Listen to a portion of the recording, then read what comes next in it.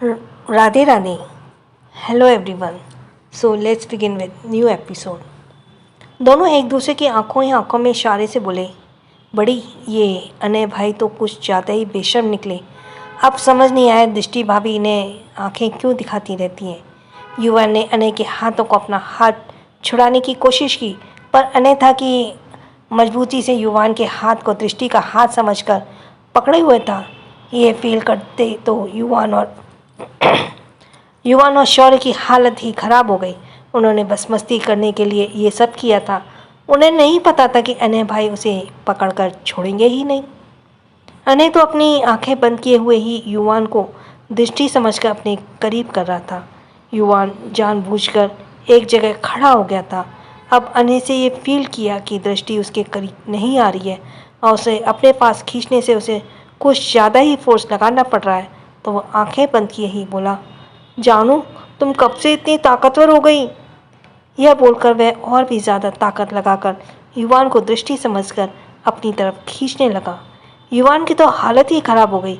वह शौर्य की तरफ देखकर फुसफुसाते हुए बोला, शौर्य कुछ करो यार, वरना आज मेरी इज्जत लुट जाएगी। शौर्य को युवान की हालत पर बहुत हंसी आ रही थी और उसके लिए बुरा भी लग रहा था इस तरह फंसा हुआ देखकर। पर इससे पहले कि शौर्य अपना दिमाग चला पाता, अनय बोल पड़ा, जान तुम चाहे मुझसे दूर जाने की कितनी भी कोशिश कर लो, पर मैं तुम्हें छोड़ूंगा नहीं। चलो अब अगर अपनी खैरियत चाहती हो तो जल्दी से मुझे एक किस दे दो। उसने अनय भाई की बातें सुनकर मस्ती को युवान ने जोर से अपना सिर ना में हिलाया, अपने दोनों हाथों को अपनी लिप्स पर रख दिए। अनय ने एक झटके से युवान को दृष्टि समझकर अपने बैट पर खींच लिया और उसके होठों के करीब अपनी होठ ले जाने लगा। युवान की तो आवाज़ ही नहीं निकल रही थी। अनय की इस हरकत से उसने अपनी नॉर्मल आवाज़ में कहा, अनय भाई, अनय भाई, अनय बेबी तुम्हारी आवाज़ को उस छोटे मॉन्स्टर जैसी क्यों हो रही है। युवान, क्योंकि अनय भाई मैं छोटा मॉन्स्टर ही हूँ। यह सुनकर अनय ने अपनी आंखें खोली। युवान को अपने इतने करीब और इस तरह देखकर अनय की चीख निकल गई। उसने युवान को दूर धकेल दिया। युवान खुद को बेड पर संभालते हुए अनय की तरफ देखकर बत्ती सी दिखाने लगा। शौर्य अनय और युवान को देखकर पेट फाड़कर हंस रहा था। अनय युवान की तरफ खा जाने वाली नज़रों से घूरते हुए बोला, तुम मेरे बेड पर क्या कर रहे हो। युवान बेशर्म की तरफ बोला, इसका जवाब तो आप देंगे ना। अनय उसकी तरफ घूरते हुए बोला, क्या मतलब। शौर्य अपनी हंसी को बहुत मुश्किल से कंट्रोल करते हुए बोला, अनय के पास आया और बोला, मतलब मैं समझाता हूँ। अनय भाई, आप युवान को दृष्टि भाभी समझकर उसके साथ रोमांस करने की कोशिश कर रहे थे। शौर्य एक बार फिर पेट फाड़कर हंसने लगा। वही अनय को ये सुनकर एम्बैरेसमेंट फील हो रही थी कि पता नहीं उसने युवान को दृष्टि समझकर क्या क्या कह दिया होगा। बेशर्म युवान एकदम शर्मीले लड़की की तरह रिएक्ट करते हुए बोला, बड़ी, अगर आज मैंने मुंह नहीं खोली होती तो मेरी तो शादी से पहले ही इज्जत लुट जाती। ये बोलते हुए वह अनय की तरफ ही करते हुए बत्ती सी दिखाने लगा। अनय उसे खा जाने वाली नज़रों से घूरते हुए बोला, जो शड़प, और तुम दोनों यहाँ क्या कर रहे हो। मुझे तो तुम दोनों में से किसी की आवाज़ भी नहीं आई। यहाँ पर तो मैंने दृष्टि की आवाज़ सुनी थी। शौर्य युवान दोनों ये सुनकर अनय की तरफ देखकर बेशर्मा की तरफ बत्ती सी दिखाते न गए। अनय दोनों को खा जाने वाली नज़रों से घूरते हुए बोला, कहीं ये तुम दोनों की शरारत तो नहीं। शौर्य युवान खिसियाकर हंसते हुए हाँ में सर हिला देते हैं। अनय दोनों को मारने के लिए अब उसके पीछे दौड़ने लगा। अनय उन्हें रोकते हुए बोला, बहुत बत्ती सी चढ़ी है ना, रुको तुम दोनों को, तुम्हारी सारी मस्ती निकालता हूँ मैं। युवान भागते हुए बोला, नहीं भाई, क्या कर रहे हैं, हम दोनों तो आपको जगाने के लिए ही आए थे। अगर हम ये खुरापात ना करते तो हमें कैसे पता चलता कि आप बहुत ही रोमांटिक हो। अनय युवान की तरफ भागते हुए बोला, रोमांटिक के बच्चे, सबसे पहले तो मैं तुम्हें मारूंगा। युवान और शौर्य वहाँ से भागते हुए बोले, अनय भाई, अब आपकी ये रोमांटिक हरकत सबको पता चलने वाली है। अनय दोनों को पकड़ने को ही कोशिश करते हुए बोला, रुको तुम दोनों, अगर तुम में से किसी ने बात बताने की कोशिश की तो मैं तुम्हें छोड़ूंगा नहीं। पर अनय की धमकियों का दोनों पर कोई असर नहीं हुआ। दोनों भागते हुए नीचे हॉल की तरफ सबके पास ये बताने के लिए जाने लगे। विवेक सोती हुई मासूम जीविका को अपने गोद में उठाकर उसके कमरे में ले आया था। उसके क्यूट से सोते हुए चेहरे को देखकर विवेक को उस पर बहुत प्यार आ रहा था। वह उसे अपनी गोद में उठाए हुए उसके गालों पर किस कर लेता है। जब एक बार से मन नहीं भरता तो 4-5 बार किस कर लेता है। जीविका नींद में कसमसाते हुए उसके सीने में अपना सर छुपा लेती है। विवेक स्माइल करता है और आहिस्ते से जीविका को बेड पर लिटा देता है। उसकी मेहंदी अब तक काफ़ी सूख चुकी थी। उसने उसके हाथों को आहिस्ते से रखकर उसके चेहरे के बिखरे बालों को प्यार से कान के पीछे करने लगा। ऐसे करते हुए उसको क्यूट सा फेस विवेक के फेस से बहुत पास था। विवेक एकटक उसे निहारने लगा। फिर पता नहीं विवेक के मन में क्या आया, वह जीविका के होठों की तरफ झुककर उसे बहुत प्यार से किस करने लगा। उसे पता था कि इस वक्त जीविका नींद में है, इसलिए बहुत बहुत जेंटली किस कर रहा था ताकि जीविका की नींद खराब ना हो। पर वह उसे किस करने हुए खुद पर कंट्रोल खोने लगा था। इससे पहले कि वह पूरी तरह से अपना कंट्रोल खो दे, उसने जल्दी से उसके होठों को छोड़ दिया और गहरी गहरी सांसें लेकर खुद को शांत करने लगा। खुद को नॉर्मल करने के बाद उसने एक नज़र सोती हुई मासूम जीविका की तरफ देखा। उसके हाथों को आहिस्ते से पकड़कर उसे किस कर लेता और एक ब्लैंकेट से जीविका को कवर कर देता है। वह थोड़ी देर तक यूं ही जीविका को निहारने के बाद फिर उसके माथे को चूमकर वहाँ से जाने लगा। नीचे हॉल में सभी मौजूद थे। चैतन्य दादाजी वेद को लेकर गार्डन में सैर पर गए थे। गौतम जी, अनिल जी और कार्तिक जी एक तरफ बैठकर बातें कर रहे थे। वहीं दूसरी तरफ सोफे पर वन्या, विवेक, दृष्टि और शगुन जी बैठे हुए थे। अभी वहाँ पर शौर्य युवान भागते हुआ और अनय उनके पीछे पीछे ही आ रहा था। विवेक उनकी तरफ देखते हुए बोला, अब क्या कांड कर दिया तुम दोनों ने जो इस तरह भागे जा रहे हो। युवान विवेक की तरफ देखते हुए बोला, विवेक भाई आपको ऐसा क्यों लगता है कि कांड सॉरी विवेक भाई आपको ऐसा क्यों लगता है कांड हमेशा हम दोनों ही करते हैं। पर डोंट वरी, इस बार का हम दोनों नहीं बल्कि अनय भाई करने वाले थे। दोनों की बात सुनकर दृष्टि बड़ी बड़ी आंखों से अनय की तरफ देखने लगी, जैसे कि पूछ रही अब क्या किया आपने। अनय उसकी तरफ देखकर मासूम सी शक्ल बना देता है। तभी हैरान भरी बड़ी बड़ी आंखों से तीनों को देखने लगे। सभी लोग अनय ने दोनों को खा जाने वाली नज़रों से घूरते हुए चुप रहने का इशारा किया, पर दोनों थे कि एक नंबर के बदमाश और शरारती। दोनों के पेट में कोई भी बात पचती कहाँ थी।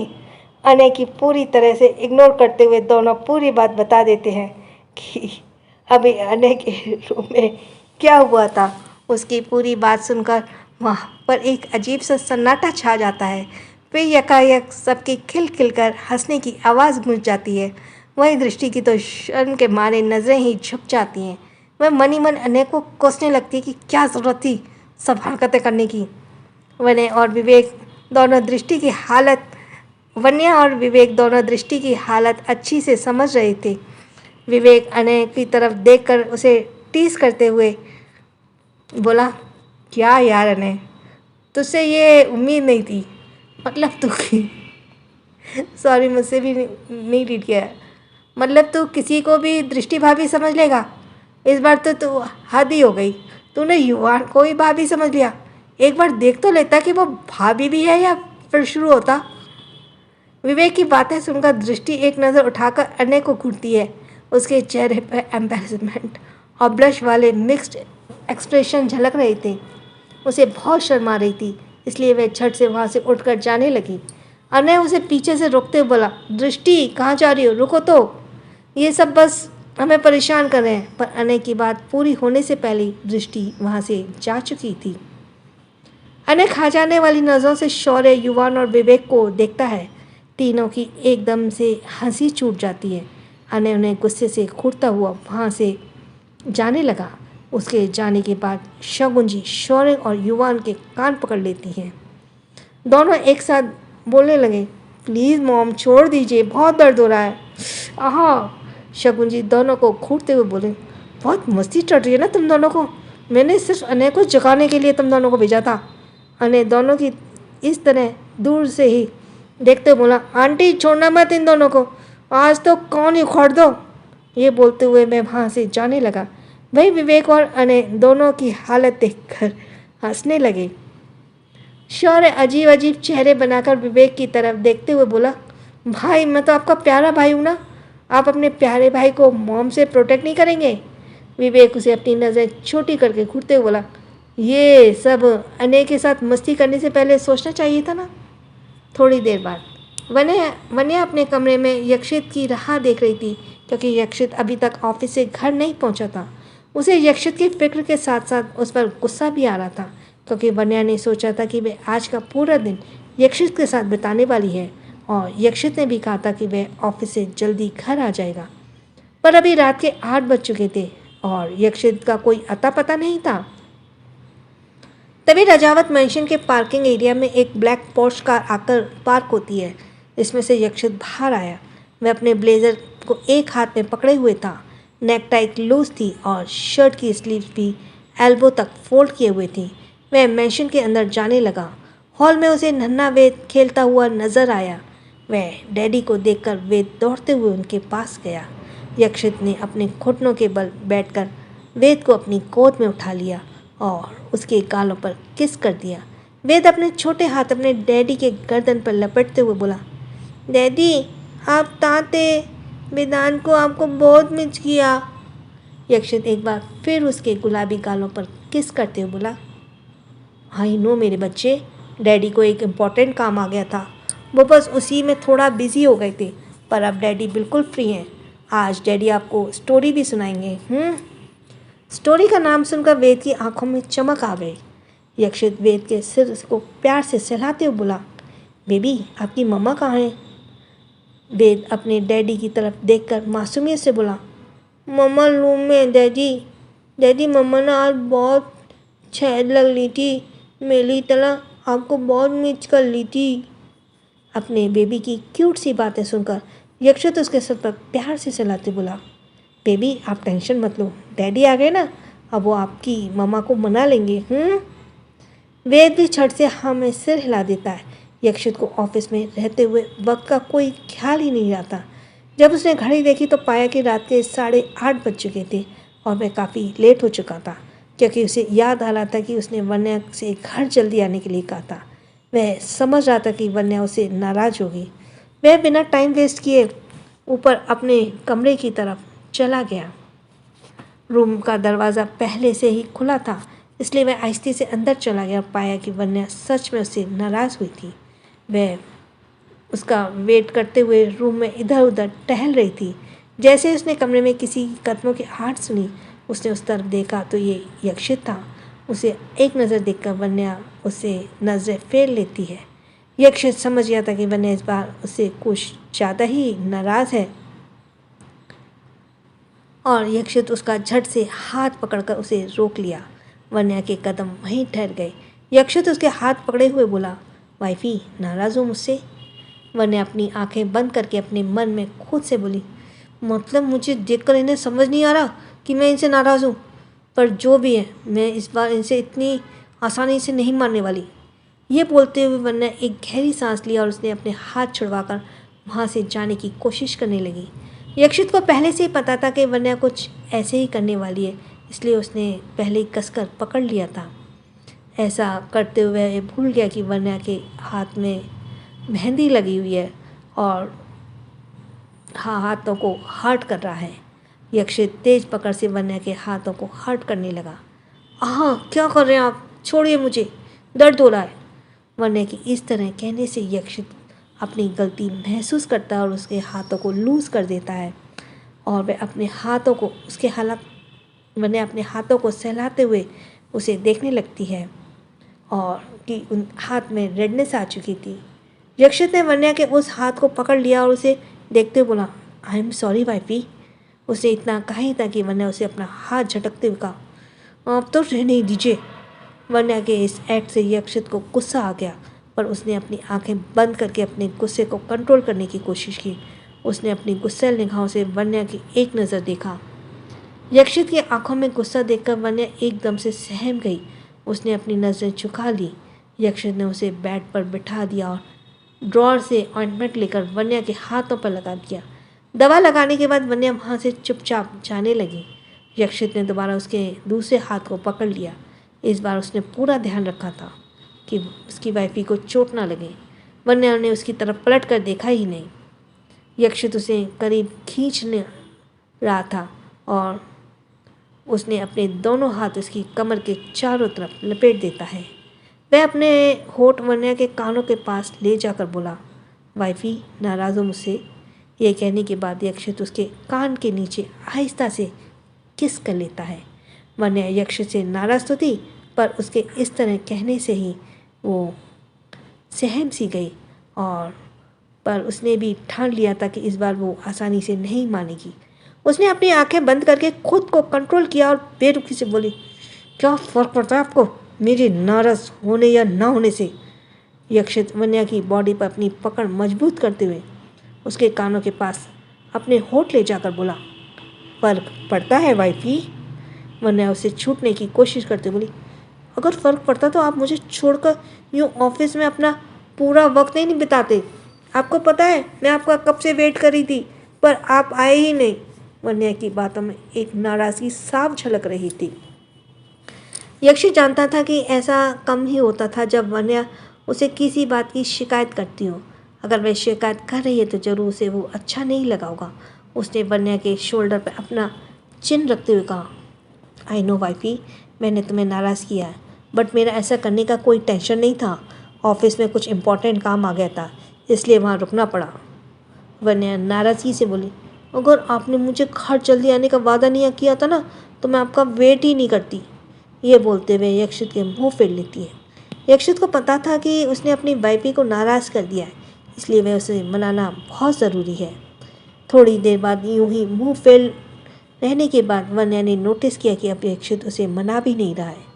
उसने सोचा कि यक्षित उसे मनाने की पूरी कोशिश करेगी, पर ऐसा कुछ नहीं था।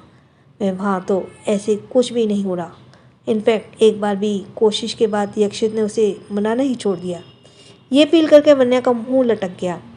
अब तो ये मुझसे प्यार ही नहीं करते, तभी तो मेरे इतने नाराज़ होने पर भी उन्हें कोई फ़र्क नहीं पड़ रहा।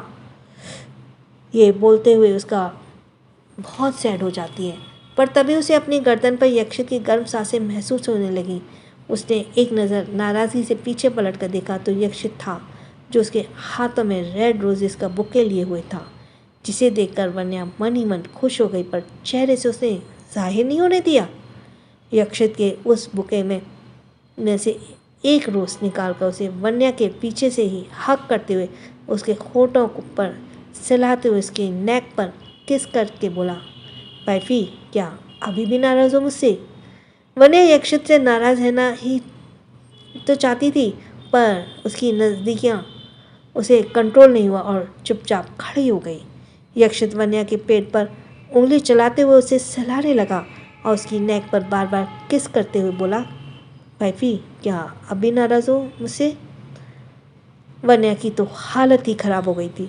यक्षित के इस तरह छूने से ये बात यक्षित को उसकी तेज़ हो चुकी धड़कनों और गहरी सांसों से पता चल ही रही थी, जिसे फील करके यक्षित के फेस पर स्माइल आ गई थी। वन्या खुद को नॉर्मल करते हुए अपने मन में बोली, ओह गॉड, अगर ये यूं ही मेरे करीब रहे ना तो मैं इनसे ज़्यादा देर तक नाराज़ नहीं रह पाऊंगी। ये कहकर वन्या ने अपनी आंखें बंद कर लिया। बोली, आपको क्या लगा मुझे नाराज़ करने के बाद आप मुझे फूलों के बुके देकर मुझे आसानी से मना लेंगे? और आप मुझसे बार बार चिपकना बंद कीजिए, आप दूर रहकर भी बात कर सकते हैं। वन्या की बात सुनकर यक्षित के फेस पर स्माइल आ गई। उसने रोज़ को वहीं टेबल पर रख दिया और वन्या को दोनों कंधों को पकड़ते हुए अपने सामने कर दिया। इस वक्त वन्या की एक पर्पल कलर की खूबसूरत सी साड़ी पहनी हुई थी, जिसमें वह काफ़ी हॉट लग रही थी। उसे इस वक्त देखकर यक्षित की तो हालत ही ख़राब हो गई। वन्या ने यक्षित की निगाहों का पीछा किया तो उसकी चेस्ट से होते हुए उसके नेवल पर ख़त्म हो रही थी। वन्या यक्षित की गुस्से से घूरते हुए उसकी आंखों में अपना हाथ रख देती है और गुस्से से बोली, आप सुधरने नहीं वाले। यक्षित के चेहरे पे एक शरारती स्माइल आ जाती है और वह वन्या के हाथों को अपने हाथों में भरते हुए उसे अपने करीब खुद से चिपकाते हुए कहा, जिसकी तुम जैसी हॉट वाइफ हो वो हस्बैंड सुधरने से रहा। ये बोलते हुए वह वन्या के होठों की तरफ झुककर जैसे ही उसे किस करने को हुआ। वन्या ने उसके होठों पर अपने हाथ रख दिए और उसे घूरते हुए बोली, भूलिए मत, मैं अभी भी आपसे नाराज़ हूँ। वन्या की बातें सुनकर यक्षित उसके गालों पर प्यार से किस करते हुए बोला, बोलो ना वाइफी, मैं तुम्हें कैसे मनाऊँ, क्योंकि अब तुमसे एक पल के लिए भी दूर रहना बहुत मुश्किल हो रहा है मुझसे। वन्या यक्षित की तरफ घूरते हुए बोली, अब ये भी मैं बताऊं। यक्षित उसे खुद से चिपकाते हुए बोला, कोई बात नहीं, अब मुझे समझ आ गया कि मैं तुम्हें कैसे मनाऊं। वैसे भी आज ये साड़ी पहनकर और इस हॉट लुक में आकर तुमने गलती कर दी है मेरी जान। वन्या नासमझी में यक्षित की तरफ सवालिया नज़रों से देखते हुए बोली, मतलब। यक्षित ने बिना टाइम वेस्ट किए वन्या को किसी बोरे की तरफ अपने कंधे पर उठा लिया और वॉशरूम की तरफ ले जाने बोला, मतलब ये। वन्या झटपटाते हुए यक्षित को शोल्डर पर से उतारने की कोशिश करने लगी, पर उसकी ये कोशिश नाकामयाब रही क्योंकि यक्षित ने उसे पहले ही मजबूती से पकड़ रखा था। उसने वन्या को बाथरूम में खड़ा करके जल्दी से दरवाज़ा बंद कर दिया ताकि वन्या की बचकर भागने की आखिरी उम्मीद भी खत्म हो जाए। वन्या यक्षित की आंखों को देखते हुए शॉवर से दूर खिसकते हुए यक्षित को उंगली दिखाते हुए बोली, देखिए यक्षित, मैं आपसे बहुत नाराज़ हूँ, इसलिए आप दूर रहिए मुझसे, इसी में आपकी भलाई है, वरना। यक्षित वन्या की तरफ बढ़ते हुए बोला, वरना क्या वाइफी, आज तो तुम मुझसे बहुत नाराज़ हो। वॉट आई प्रॉमिस यू, मैं तुम्हारी नाराज़गी बहुत जल्द गायब कर दूंगा। ये बोलते हुए वन्या के पास जाकर उसे अपनी तरफ खींच लेता है, जिससे वन्या सीधे उसकी भाव में गिरती है। उसकी कमर पर अपनी पकड़ मजबूत करते हुए यक्षित शॉवर ऑन कर देता है। दोनों ही शॉवर के पानी में भीगने लगे। वन्या तो पहले से उस साड़ी में बहुत हॉट लग रही थी, पर अब पानी से भीगने की वजह से उसकी साड़ी उसकी बॉडी से पूरी तरह चिपक चुकी थी, जिससे उसकी बॉडी का अट्रैक्टिव शेप यक्षित के सामने था, जिसे देखकर यक्षित पागल हो गया था। उसे वन्या को छूने के डिज़ायर बढ़ने लगी। वन्या ने जब यक्षित को अपने होठों की तरफ बढ़ता हुआ पाया तो वह अपने कांपते हुए होठों को साथ बोली, देखिए यक्षित, वह इतने ही बोल पाई थी कि यक्षित उसके कांपते होठों पर उंगली रखते बोला, श्श्श। ये बोलते हुए वन्या के कांपते होठों पर अपने होठ रख देता है और उसे पूरी शिद्दत के साथ चूमने लगा। पहले तो वह उसे छूटने के लिए छटपटाती रही, क्योंकि वह यक्षित से नाराज़ थी और अपनी नाराज़गी बरकरार रखना चाहती थी, पर यक्षित था कि उसे नाराज़ रहने ही नहीं देता था। उसके सिडक्टिव टचेस से वन्या सिहरने लगी। वह चाहकर भी खुद को यक्षित से दूर नहीं कर पा रही थी। जब यक्षित ने फील किया कि अब वन्या से खुद से दूर करने की कोशिश नहीं कर रही तो वह उसकी बॉडी पर अपनी पकड़ लूज़ कर देता है। वह वन्या की नेक को पीछे से थाम लेता है और उसके होठों को पूरी शिद्दत से चूमने लगता है। वह वन्या को कभी लोअर लिप्स को सक करता तो कभी अपर लिप्स को। उसकी यह पैशनेट से भरी किस वक्त के साथ और डीप होती जा रही थी। ऐसा लग रहा था जैसे वह वन्या को आज खा ही जाएगा। उसके हर तरह के किस करने से वन्या के होठ सूज चुके थे। वह वन्या को छोड़कर मुड़ से बिल्कुल भी नहीं था, पर उसकी भारी सांसों को महसूस करते हुए उसके होठों को रिलीज़ कर देता है और उस पर आ जाता है। वन्या जो लंबी लंबी सांसें लेकर खुद को नॉर्मल करने की कोशिश कर रही थी, उसकी नेक पर यक्षित की गर्म होठों की फील करके एक बार फिर उसके दिल की धड़कनों ने रफ्तार लेना शुरू कर दिया था। जिसका सब्सक्राइब करना रह गया वो जल्दी से सब्सक्राइब करे। और थैंक्स फॉर लिसनिंग। छोटों को प्यार, बड़ों का सम्मान। राधे राधे।